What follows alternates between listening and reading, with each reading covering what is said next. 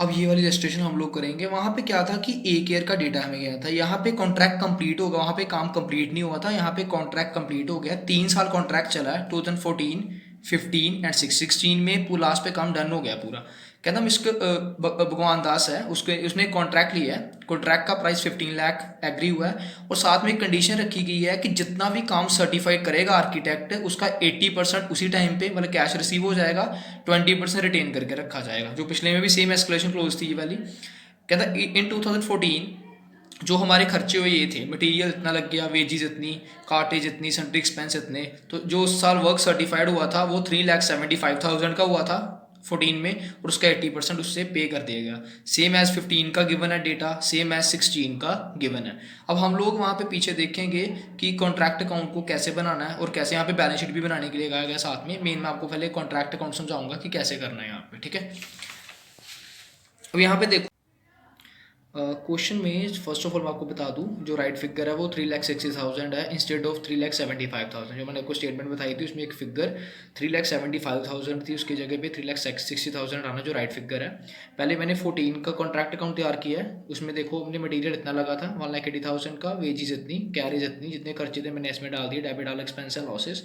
और उसके बाद आपको पता काम चल रहा है, तो हमारा वर्क इन प्रोग्रेस जो रिजर्व अकाउंट है वो आ गया 3,60,000, ठीक है। मतलब इसके अकॉर्डिंगली उसने कहा था कि 3,75,000 का काम सर्टिफाइड हुआ है, बट एक्चुअल में कितना हुआ 3,60,000 का, ठीक है, जो राइट फिगर थी। तो उसके अकॉर्डिंगली ये हमारा work in progress account carry down हो गया, और ये यहाँ से एज इट इज़। हाँ, अब देखना जाए तो इस साल में completion stage first of all हम चेक करेंगे, हमारी कंप्लीशन स्टेज आई थी 24%। तो according to rule no profit will be transfer to profit and loss account, कि जब तक हमारा काम 25% से कम है तब तक हम लोग अपना प्रॉफिट का कोई भी पार्ट P&L में ट्रांसफर नहीं करते। तो इस साल कुछ भी प्रॉफिट ट्रांसफर नहीं होगा P&L में। सेम ये फिगर नेक्स्ट ईयर में क्या हो जाएगी, ब्रॉडम, ये देख लो 3,60,000। फिर उस साल कुछ खर्चे हुए, ऐसे देखो मटेरियल, वेजेस, कैरेज, ऐसे सारे। तो एंड उस साल जो हमारा वर्क सर्टिफाइड था उसने बताया हुआ है क्वेश्चन में कि हमारा जो वर्क सर्टिफाइड है वो कॉन्ट्रैक्ट प्राइस का इतने परसेंट है।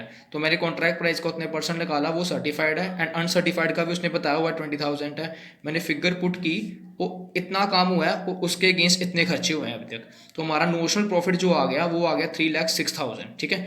फिर मैंने कंप्लीशन स्टेज पता की, तो कंप्लीशन स्टेज जो 15 की है वो ऐसे आएगी, work certified upon cash contract price into 100, 75%। तो अकॉर्डिंग टू रूल मैंने अपने प्रॉफिट का कुछ पार्ट ट्रांसफर कर दिया, जैसे 3,60,000 का ये रूल अप्लाई करके मैंने अपने प्रॉफिट का कुछ पार्ट किस में ट्रांसफर कर दिया, P&L अकाउंट में, एंड बाकी मैंने रिजर्व के तौर पर रख लिया आगे। अब यहाँ पे क्या होगा कि नेक्स्ट ईयर क्या होगा, नेक्स्ट ईयर जैसे ये फिगर यहाँ पे आई थी, यहाँ से भी ये वाली फिगर जो वर्क इन प्रोग्रेस की है 11,45,000, ये नेक्स्ट ईयर में आ जाएगी 16 में। एंड यहाँ से जो वर्क इन प्रोग्रेस रिजर्व की फिगर है, जो प्रॉफिट अभी तक हमने नहीं कमाया, तो वो यहाँ पे आ जाएगा। एंड यहाँ पे भी सारे खर्चे होंगे। एंड यहाँ पे हम लास्ट पे कह रहे हैं, अब तक हमने ये फिगर कहाँ पे डाली है, work in progress reserve account में।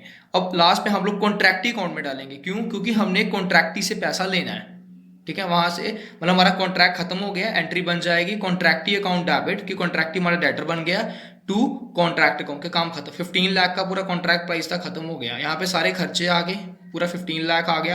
पूरा कंपेयर करके जितना भी प्रॉफिट होगा हम इसमें ट्रांसफर कर देंगे P&L में, because there is no notional profit, because काम कंप्लीट हो गया, सारे का सारा प्रॉफिट किसमें 100% प्रॉफिट किसमें ट्रांसफर हो जाएगा, P&L अकाउंट में। ओके, ये हमारी एग्जांपल थी, आप इसको समझ लो। अगर कोई नहीं समझ आएगा तो मेरे से पूछ लेना दोबारा से।